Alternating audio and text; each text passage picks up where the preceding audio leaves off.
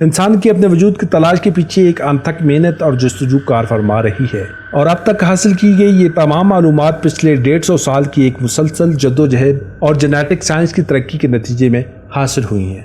لیکن ضروری امر یہ ہے کہ اس تمام معلومات کو بھی معروضی سوالات کے ساتھ جوڑ کر ایک کل کے طور پر دیکھتے ہوئے ہمیں ارتقائی عمل کو سمجھنا ہوگا۔ ایک چیز جو ہمیں آج معلوم ہے وہ یہ ہے کہ آج سے 60 سے 70 لاکھ سال پہلے زمین پر کچھ حالات ایسے پیدا ہوئے کہ براعظم افریقہ کے کچھ علاقوں میں درختوں پر رہنے والے بندروں میں سے کچھ بندر زمین پر 4 کی جگہ 2 ٹانگوں پر چلنے پر مجبور ہو گئے۔ بظاہر یہ تو ایک معمولی واقعہ لگ سکتا ہے، لیکن اس چھوٹی سی تبدیلی نے زمین پر زندگی کی تاریخ میں ایک بہت بڑا باب کھول دیا۔ یہ زمین پر زندگی کی تاریخ میں ایک بہت بڑی معیاری تبدیلی تھی۔ اس تبدیلی نے پہلی دفعہ کسی بھی جاندار کو یہ موقع فراہم کیا کہ وہ اپنے ہاتھوں کا آزادانہ استعمال کر سکے۔ اس کو بہتر طور پر سمجھنے کے لیے ہمیں 70 لاکھ سال پہلے زمین پر ہونے والی اور بالخصوص افریقہ میں ہونے والی ماحولیاتی تبدیلیوں پر نظر ڈالنا پڑے گی۔ آج کی جیولوجیکل سائنس میں اتنی ترقی ہو چکی ہے کہ یہ بتایا جا سکتا ہے کہ زمین کے کس حصے میں کس عہد میں کیسے ماحولیاتی حالات تھے۔ اسی طرح زمین کی اوپری پرت میں مختلف تہیں موجود ہیں جن کی عمر جانی جا سکتی ہے، اور اس کی مدد سے اگر ایک خاص فوسل کسی تہ میں ملتا ہے تو یہ بھی بتایا جا سکتا ہے کہ وہ کتنے سال پرانا ہے۔ ریسرچ سے آج یہ پتہ چلتا ہے کہ پورا افریقہ کروڑوں سال تک آج کی اپنی حالت سے مختلف ایک ہرا بھرا اور نم براعظم تھا، لیکن لاکھوں سال پہلے یہ حالات تبدیل ہونا شروع ہوئے اور یہ براعظم آہستہ آہستہ خشک ہونا شروع ہو گیا۔ گھنے جنگلات کا گھنا پن وقت کے ساتھ ساتھ کم ہونا شروع ہو گیا، درختوں کا درمیانی فاصلہ بڑھنے لگا اور اس خالی جگہ پر لمبی لمبی گھاس کو اگنے کا موقع ملا۔ ان علاقوں میں رہائش پذیر بندروں کو ایک درخت سے دوسرے درخت تک ایک چھلانگ میں پہنچنا ناممکن ہو گیا اور مجبوراً ان کو یہ فاصلہ زمین پر چل کر طے کرنا پڑا، لیکن زمین پر لمبی گھاس ہونے کی وجہ سے راستہ دیکھنے کے لیے کھڑا ہونا مجبوری بن گیا تھا۔ اس کے علاوہ مزید تھیوریز بھی پیش کی گئی ہیں۔ ہمیں یہ نہیں بھولنا چاہیے کہ یہ انسان نما اپنی اس حالت میں دنیا کا کمزور ترین جانور تھا اور کھلے میدانوں میں ہر قسم کے خطرے کے سامنے بے بس تھا۔ یہاں پر مقداری اور معیاری تبدیلی پر تفصیلی بات کرنے کی بھی ضرورت ہے۔ قدرت میں مظاہر کبھی بھی سیدھی لائن میں واقع نہیں ہوتے، بلکہ بہت ساری چیزیں لاکھوں سال تک بظاہر تقریباً ایک جیسی یعنی ایک ظاہری جمود میں نظر آتی ہیں اور اس کے بعد اچانک ایک بہت بڑی تبدیلی رونما ہوتی ہوئی نظر آتی ہے۔ لیکن اس ظاہری جمود کے عرصے میں ایسا نہیں ہوتا کہ کوئی تبدیلی نہ ہو رہی ہو، بلکہ تبدیلی کا ایک مسلسل عمل چلتا رہتا ہے جس کو جدلیات کی زبان میں مقداری تبدیلی کہتے ہیں، اور ایک لمبے عرصے کی مقداری تبدیلی اچانک ایک معیاری جست کے ساتھ ایک معیاری تبدیلی بن جاتی ہے۔ اسی موضوع پر 1972 میں نائلز ایلڈرچ اور سٹیفن جے گولڈ نے سائنسی ریسرچ کی بنیاد پر تھیوری دی جس کا نام پنکچویٹڈ ایکویلیبریا رکھا۔ اس تھیوری کے مطابق کوئی بھی نسل ایک عرصے تک بظاہر تبدیل نہیں ہوتی اور پھر ایک تیز رفتار معیاری جست سے ایک نسل مختلف نسلوں میں تبدیل ہو جاتی ہے۔ اسی طرح انسانی ارتقاء میں بھی شروع کی نسلوں میں بظاہر تبدیلیاں نظر نہیں آتی، لیکن در حقیقت ایسا نہیں۔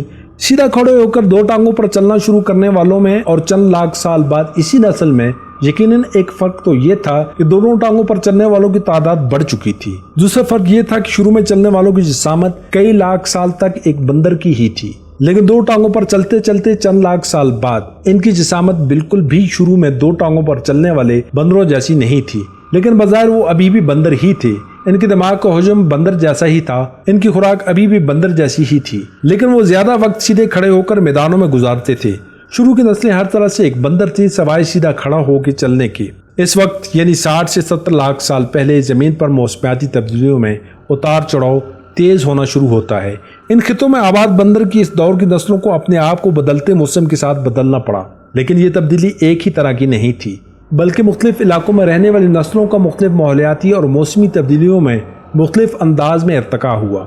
ان ابتدائی نسلوں نے کچھ لاکھ سال تقریباً ایک ہی طرز زندگی میں گزاری، جس عرصے میں ایک مقداری تبدیلی مسلسل ہو رہی تھی، لیکن اس کے بعد آرڈیپیتھیکس نامی مختلف انسان نما نسلیں ملتی ہیں جن کے رہن سہن میں معیاری تبدیلی آنے کے بعد اب ان میں جسمانی طور پر سیدھا کھڑا ہو کر چلنا کافی حد تک ایک مستقل خاصیت بنتی جا رہی تھی۔ اس معاملے میں تقریباً 40 لاکھ سال پہلے معیاری جست ہوئی جس میں پیروں کی شکل پوری طرح سے تبدیل ہو گئی اور ایک نئی انسان نما نسل آسٹرالوپیتھیکس وجود میں آئی۔ یہ نسل بندر سے زیادہ انسان نما تھی، یہاں تک کہ ایک اندازے کے مطابق پتھر کے اوزار بنانے کا عمل انہی میں سے کسی یا کچھ نسلوں نے قریب 33 لاکھ سال قبل شروع کیا۔ جیسا کہ پتھر کے اوزار کینیا کی جھیل ٹرکانا کے ساحل سے ملے تھے جو کہ 33 لاکھ سال پرانے بتائے جاتے ہیں۔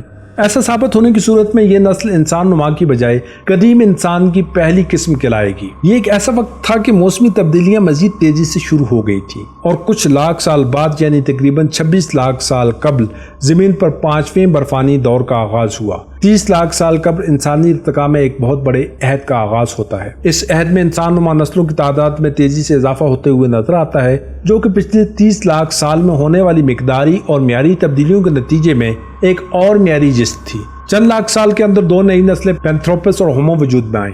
ऑस्ट्रालोपैथिकस की कुछ नस्लें भी कुछ मजीद अरसा इन दोनों के साथ रहती पाई गई, लेकिन माहौलियाती हालात के साथ तब्दील न होने की वजह से नापैद हो गई। 30 से 20 लाख साल कबल के दरमियानी अरसे में जहाँ मौसमी तब्दीलियां तेज हुई, वहीं मुख्तलिफ इकसाम की इंसान नुमा और कदीम इंसानी नस्लों की तादाद में भी तेजी से इजाफा होता नजर आता है। और यही वो अहद है जब पत्थर की औजार साजी भी बढ़ती हुई नजर आती है। इस अहद में ऑस्ट्रालोपैथिकस के जिस्म में 2 अदद म्यारी तब्दीलियां नजर आती हैं। एक जबड़े का ताकतवर होना जो कि पैंथ्रोपस नस्लों की खुसूसियात थी, और दूसरा दिमाग की हुजम में एक म्यारी बढ़ोतरी जो कि होमो नस्लों की खासियत थी। पैंथ्रोपस नस्लों की जबड़े की ताकत में इजाफा ये बताता है कि ये औजार साज नहीं बल्कि औजार के बगैर नए हालात में रहने की कोशिश करने वाली नस्लें थी। लेकिन दूसरी तरफ औजार साजी की तरफ बढ़ने वाली नस्लों ने म्यारी जिस दिमाग में ली, क्योंकि हाथ से काम करने बशमूल औजार साजी का दिमागी सलाहियत की बढ़ोतरी के साथ एक जदलियाती ताल्लुक है। यहाँ पत्थर को एक औजार के तौर पर इस्तेमाल करने और पत्थर से एक औजार को तख्लीक करने में फर्क को समझना जरूरी है। ऑस्ट्रालोपैथिकस की इब्तदाई नस्लों के पत्थर के औजार के तौर पर इस्तेमाल करने के शवाहिद मिले हैं, लेकिन एक वक्त आने पर सादा पत्थर औजार के तौर पर काफी नहीं रहा। इस वक्त कुछ नस्लें इस पत्थर में जरूरत के मुताबिक तब्दीली लाने पर मजबूर हुई, और यही इंसानियत की जानिब इनके पहले कदम थे। लेकिन पहली बार जब पत्थर से औजार बनाया गया तो पूरी तरह कार आमद नहीं था, बल्कि मुस्तकिल कई नस्लें औजार बनाने और इस्तेमाल करने के नाकाम और कामयाब तजर्बे करने में मसरूफ रहीं। लेकिन हर नाकाम तजर्बे ने आगे आने वाली नस्ल को बहुत कुछ सिखाया, और इस सीखने के अमल के दौरान मिकदारी तब्दीली का अमल चलता रहा, जो एक लंबे अरसे में दिमागी सलाहियत की बढ़ोतरी में मियारी तब्दीलियों का बायस बना। और इस बढ़ती हुई दिमागी सलाहियत ने मजीद पेचीदा औजार साजी को जन्म दिया। औजार साजी एक पेचीदा काम है, हर पत्थर औजार बनने की अहलियत नहीं रखता, लेकिन ये बात पत्थर से औजार बनाते हुए समझ में आती है, ना कि समझ में आने के बाद औजार बनाने के लिए पत्थर हाथ में उठाया जाता है। इसी तरह इंसान नुमा नस्लों ने पहले सादा पत्थरों को औजारों के तौर पर इस्तेमाल किया, जैसा कि आज भी काफी बंदर करते हैं, लेकिन बंदरों के बरक्स इनके हाथ मेहनत करने के लिए आजाद थे, और इसके नतीजे में पत्थरों में जरूरत के मुताबिक तब्दीलियां करने के अमल का आगाज हुआ। यहाँ एक चीज की वजाहत जरूरी है कि इंसानी दिमाग के बड़ा होने में खुराक का किरदार बाद में आया, क्योंकि गोश्तखोरी ऑस्ट्रालोपैथिकस ने बहुत पहले शुरू कर दी थी, लेकिन दिमाग में म्यारी तब्दीली औजार साजी के अमल के साथ मुंसलिक थी। ये मरहला होमो नस्ल के इर्तिका पजीर होने का मरहला था, जिसकी पहली नस्ल होमो हैबिलिस के नाम से जानी जाती है। इस कदीम इंसानी नस्ल ने औजार साजी के जरिए न सिर्फ अपने दिमाग को मजीद बढ़ोतरी दी, बल्कि एक वक्त आया कि इस मेहनत के नतीजे में हाथ के अंगूठे की वो शक्ल निकली जो आज के इंसानों के हाथ की है, यानी अंगूठे का उंगलियों के मुखालिफ सिमत में मुड़ जाना। लाखों साल की इंसानी मेहनत के नतीजे में होने वाली इस म्यारी तब्दीली ने आने वाली इंसानी जिंदगी में लातादाद मिकदारी और म्यारी तब्दीलियां पैदा की, क्योंकि अंगूठे की ये नई साख इंसानी हाथ को ज्यादा पेचीदा नौइयत के काम करने के काबिल बनाती थी। होमो हैबिलिस अब म्यारी तौर पर कदीम इंसान की एक नई नस्ल में तब्दील हो गया था, जिसका नाम होमो इरेक्टस है, जिसने सबसे पहले अफ्रीका से बाहर दुनिया में फैलना शुरू किया, और मजीद लाखों साल की मिकदारी तब्दीलियों के बाद होमो heidelbergensis में म्यारी तौर पर तब्दील हुआ।